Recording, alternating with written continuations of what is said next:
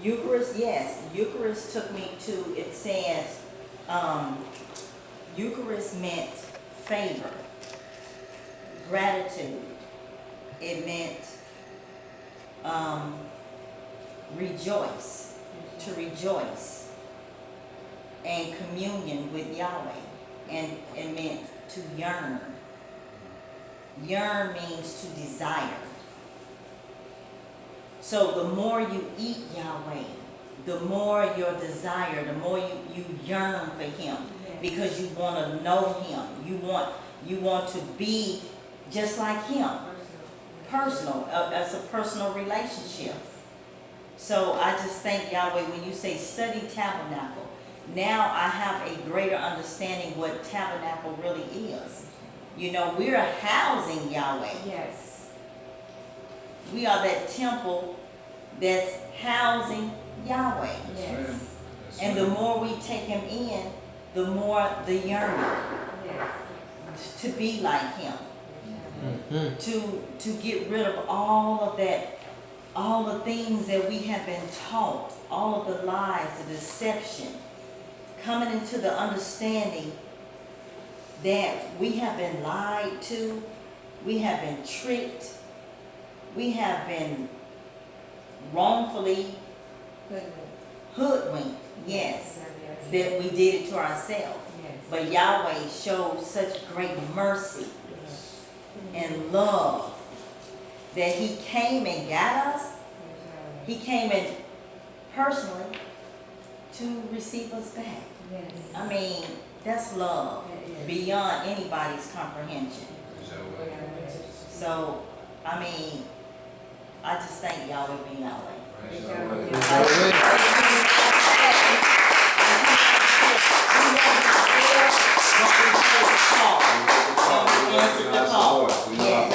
Yes, so praise Yahweh.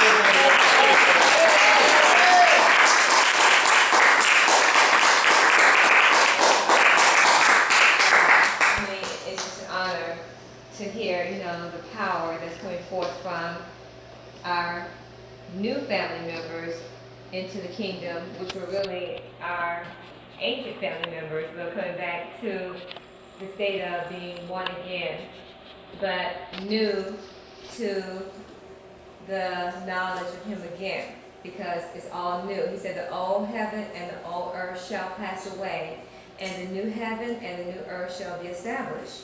And heaven on earth is here to bring the tree of life back. We're back. And the family of Yahweh, which is the Adam's family, we're back. The second Adam came. Yahweh said He was the second Adam, and He came to the first Adam, which was us who fell. He said, we take the second Adam to restore the first Adam back, and that's a double halex. So you need both of them to make you whole. You need the double halex. So Yahweh has come to give us the stairway to heaven, which is the double halex, which is the DNA. He's come to give us back all that we forgot. Yahweh placed the flaming sword to guard the way to the tree of life because of our disobedience. He had to punish us so that we could see being without Yahweh is hell. Yes. And coming back to the tree of life and giving Him the knowledge of the tree of life, now He's giving that back to us again through the raw law. We're not able to see Yahweh again. We're not able to be with Him again. He said, you are heaven. Yes, ma'am. He said, you're heaven. Yes. It's not a building. It's not an empty shell. Yes. Heaven lives within you. Yes, ma'am. He told me, he said, Zuba, everything that's out here in the universe is within you. Praise you. And so to all of our family, everything that the universe is in you. You created it. You were with Yahweh from the beginning of His ways. Praise Yahweh. And so Yahweh's here to give you back all of those things that you forgot. It was locked in the book. And that book is a genome. The genome we all possess in almost every cell within your body, you possess a genome, which is the original makeup of you. Your perfect state. And Yahweh ben Yahweh is bringing you back to your perfect state again. And how you unlock it is that he says the kingdom of Yahweh is not made with the hands of man, but Yahweh is building the kingdom within. And you can't hear the tools because it's the enzyme that's working. The enzymes are the builders, and the enzymes break it down. It's going to break down all the old waste and build up the new government of Yahweh. Yahweh said in How to Overcome the World that once you receive him, you will become a new building of Yahweh. Yes. You're that new building. Yes, ma'am. And when the world sees you, they're not looking for a physical building, they're looking for a spirit. And the spirit is the very mind of Yahweh. Yes. And the spirit is the meat. Yes. And the meat is the meat that he gave you in Genesis 1:28 through 30, which is the raw fruits and vegetables. Yes. And when you eat these tools that he planted eastward and Eden with his own DNA, and you put it back in you, that's what Genesis is all about. It's about the gene is, who the gene is. And once you understand who the gene is, the genesis, then you understand who you are. That you have the very genes and chromosomes of Yahweh ben Yahweh.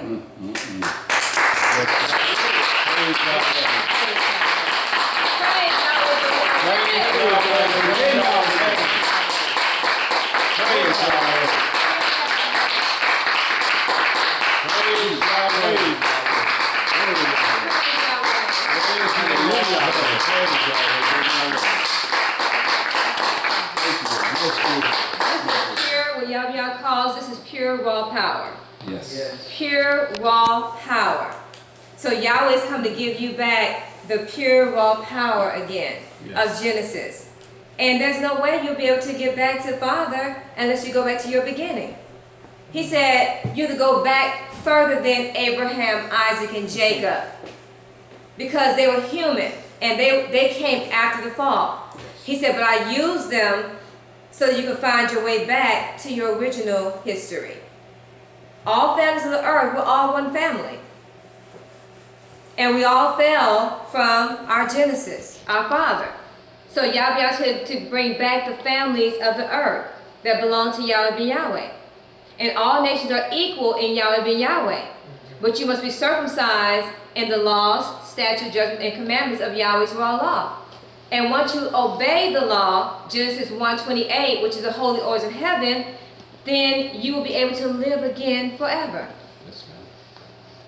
Death came, sickness came, aging came, and destruction came when you broke the raw law. Yes, ma'am. So now we're coming back to it because you know that all the meat, all the processed foods, all the junk, all the sugars, all things that you've been eating have been your destruction. Yes, ma'am. Mentally, Yes, ma'am. physically, and spiritually. Yes. And you cannot divide the two. You can't divide your mind from your body. You're one. When your hand hurts, you can't think to say, I'm divine mind. When you have a headache, you cannot write and study and say, I'm divine mind if your head is in pain. You're one. And if you're without your leg, you can't say, well, I'm going to walk around, I'm going to enjoy my yacht, and I'm going to enjoy heaven with no legs.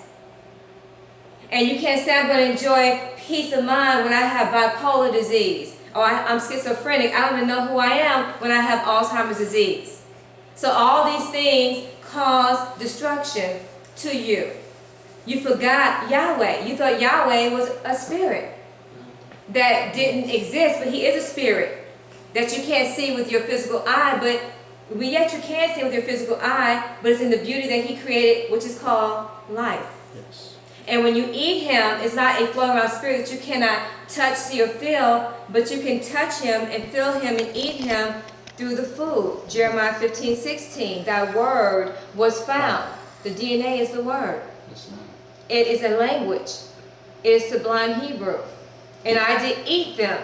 And thy word, the DNA, was the joy and rejoicing of my heart, which is your major blood bank. The blood is the life of all things. Every living thing. Yes. And so without the blood, you're nothing. And what produces the blood is what you eat. So you understand that if the food gives you life or death, it has to be Yahweh. Praise Yahweh. Only Yahweh said, I kill and I make alive. So what you eat will either kill you or make you alive. It will kill you or it will kill you. Yahweh will all these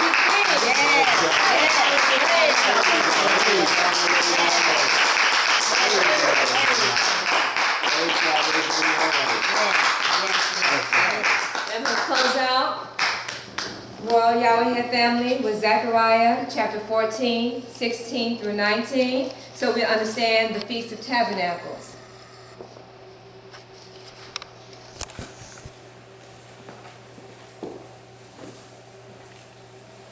And it reads, And it shall come to pass that every one that is left of all the nations which came against Jerusalem shall even go up from year to year to worship the King, the Lord Yahweh of hosts, and to keep the Feast of Tabernacles. And it shall be that whoso will not come up of all the families of the earth unto Jerusalem to worship the King, the Lord Yahweh of hosts, even upon them shall be no rain. And if the families of Egypt, America, go not up and come not, that have no rain, there shall be the plague wherewith the Lord Yahweh will smite the heathen that come not up to keep the Feast of Tabernacles. This is the punishment of Egypt, America, and the punishment of all nations that come not up to keep the Feast of Tabernacles. Now, this is a key scripture here. And this is my key study Bible, the King James Version of the Bible, recommended by Yahweh ben Yahweh. And it says in verse 16 through 21, the emphasis of the Feast of Tabernacles is significant in verse 19. Just as the original festival celebrated the end of wandering in the wilderness. So this festival will celebrate the final end of Israel's wandering. The severe penalty for failure to comply with the wishes of the Messiah, Yahweh ben Yahweh, shows how he will rule with a rod of iron. Psalms chapter 2, verse 9. The fact that non-Israelites are also punished demonstrates again the universal extent of ben Yahweh's reign. The fact that non-Israelites are also punished again demonstrates again the universal extent of the Messiah, Yahweh ben Yahweh's reign. The book ends with the reiteration of the total holiness of the Messiah, Yahweh ben Yahweh's city. The expression holiness unto the Lord Yahweh, which was formerly inscribed on Aaron's headdress, will then be used to describe the most common items in the city. The word Canaanite is used to represent any unclean, dishonest, or morally impure person. So we're looking at not a physical group of people that we think is a nation, but it's anybody. A Canaanite is anyone who is unclean, dishonest, or morally impure. So this is a mindset. It's not a group or nation of people. It's anybody regardless of your color, race, creed, or national origin. This is what a Canaanite represents. Now, Yahweh clearly explained here that the Feast of Tabernacles is celebrated to end Israel's wandering in the wilderness. So we are coming together to celebrate the end of the wandering. What did wander mean? Wild. Wander means to go what? Astray. Go Astray. without restraint. Yes. To be without restraint. To be wild. Wilderness, wild, meant to be out of control. Yes. So Yahweh, being Yahweh, has come to stop the what? The wandering. Yes. To be without restraint. When you eat other food, which is the other mind, which is Lucifer, you begin to wander away from Yahweh. Your thoughts, your attitudes, your actions, you become rebellious and you're going against the Creator, Yahweh ben Yahweh. And so when you're wandering, that means that you are not with control. You have no control. You're wild. And so wilderness, the root word wilderness means to be wild. And wild means to be out of control.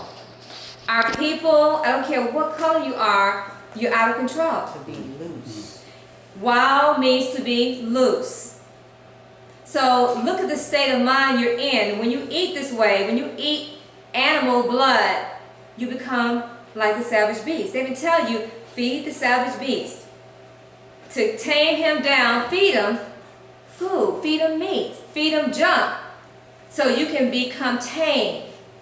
So they feed you all kind of junk, including medication, to try and keep you restrained.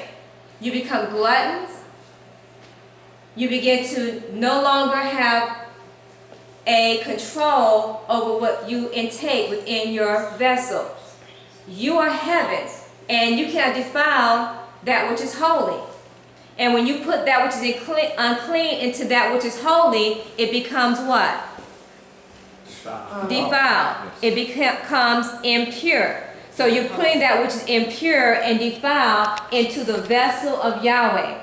Heaven, by definition, is the abode of Yahweh.